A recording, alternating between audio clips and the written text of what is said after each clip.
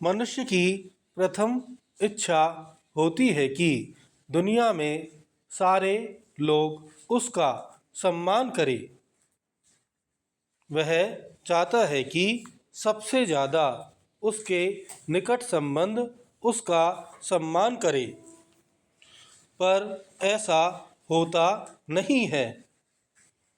यह विरोधाभास ही है कि जहाँ से सम्मान की सबसे ज़्यादा आशा होती है, कई बार वहीं सबसे ज़्यादा अनादर मिलता है। ऐसा हमें लगता है, जबकि हकीकत यह होती है कि हमारे निकट संबंधी बाहरी दुनिया के प्रभाव से बिना प्रभावित हुए वास्तविक व्यवहार करते हैं। जैसे हम होते हैं वैसा व्यवहार करते हैं।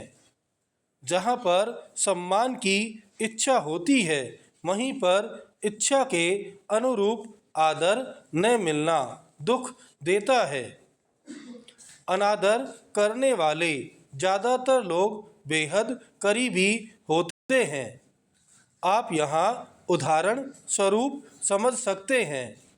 किसी घर में पति अपनी पत्नी से हमेशा सम्मान की इच्छा करता है, लेकिन पत्नी अपने पति की नहीं सुनती है और वह कई बार पति का अनादर कर देती है। सम्मान की अपेक्षा पाले पति का मन लहूलुहान हो जाता है, लेकिन यह भी देखना होगा कि पत्नी से सम्मान की आस पाले पति अपनी पत्नी के प्रति कितना सम्मान भाव रखते हैं। हकीकत में पति पत्नी का रिश्ता सम्मान से ज़्यादा अपेक्षा वाला होता है। दोनों को एक दूसरे से बहुत सारी अपेक्षाएं होती है और अगर उनमें से कुछ नहीं पूरी होती है तो एक दूसरे पर आरोप प्रत्यारोप सामान्य तौर पर होता ही रहता है। अब ऐसी स्थिति में सम्मान की संभावना कितनी रह जाती है। सम्मान की यह इच्छा आश्चर्यजनक रूप से मन से नहीं जाती है। पुरुष स्त्री से सम्मान की अपेक्षा करता है, स्त्री पुरुष से अपेक्षा करती है कि वह उसका सम्मान करे, मगर दोनों एक दूसरे के वास्तविक स्वरूप से परिचित हैं। ऐसे में सम्मान की चाह या अपेक्षा निराश कर सकती है। इंसान सम्मान पाने के चक्कर में कई बार वह काम करता है जो वह वास्तव में होता ही नहीं है। ऐसा भी देखा जाता है कि कुछ लोगों को वही वस्तु चाहिए जिसका वह उम्मीदवार नहीं होता है। दुनिया भले नहीं जानती हो कि वह कैसा है, लेकिन उसकी आत्मा हमेशा यह जानती है कि वह कैसा इंसान है। वह अपने आप से नहीं छिपा सकता है। ऐसे भी लोग मिल जाएंगे जो झूठ के महल और चकाचौंध पर दुनिया से अपना सम्मान करवाना चाहते हैं। सच पूछा जाए तो इस जगत में हर मनुष्य का एक सत्य है। झूठ लुभावना है और सत्य कष्टकारी है। किसी मूर्ति पर अगर उचित वस्त्रों का कोई आवरण न हो तो देखने वाले को कभी अच्छा नहीं लगेगा और मन वितृष्णा से भर जा सकता है। वहीं उस मूर्ति को कपड़े, गहने आदि से सुसज्जित कर दिया जाए तो देखने वाले व्यक्ति को तुरंत मूर्ति से अनुराग होने लगेगा। वह उसके सौंदर्य बोध पर मोहित हो जा सकता है, उसे अच्छा लगने लगेगा। यह सहज लुभावना है, जबकि मूल रूप में जो मूर्ति है वह सत्य है और सुसज्जित मूर्ति एक आवरण है।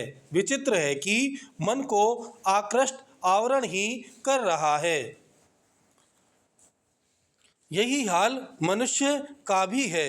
मनुष्य का मन सत्य की कटुता सहन नहीं कर पाता है। कुछ सत्य के सामने आने के बाद वह वहाँ से भाग खड़ा होता है। वह उस जगह पर टिक नहीं पाता जहाँ पर उसका सत्य स्वरूप उसको दिखाई देने लगता। हम अपनी नज़र में सर्वश्रेष्ठ हो सकते हैं, लेकिन कई मौक़ों पर ऐसा होता है कि हम अपने आप को कटघरे में खड़ा पाते हैं।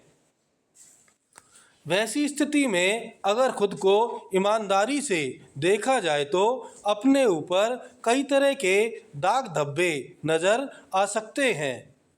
इसी वजह यही है कि दुनिया से हम चाहे लाख छिपा लें, लेकिन खुद की सारी गलतियां कड़वे रूप में सामने आकर हमारा मन वितृष्णा से भर दे सकती है।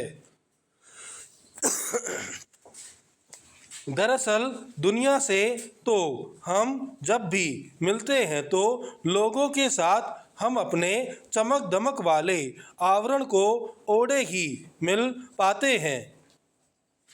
वास्तविकता उससे कोसों दूर होती है। हम कहाँ कभी किसी को बता पाते हैं कि हमारे अंदर कितनी बुराइयां हैं।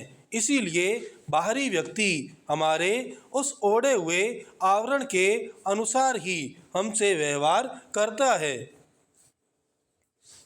उस वक्त अगर कोई बाहरी व्यक्ति हमारा आदर कर रहा है तो वह हमारे झूठ का आदर कर रहा है।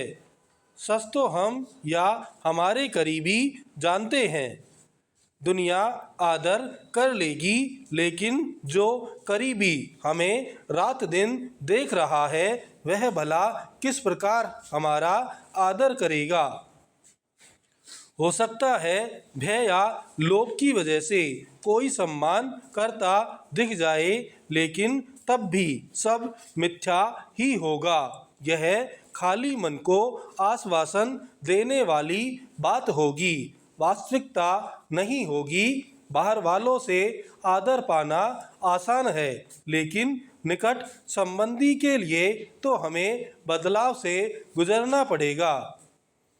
भीतर बाहर एक समान होना पड़ेगा। भीतर बाहर एक समान होना इतना आसान नहीं है, लेकिन असंभव भी नहीं है।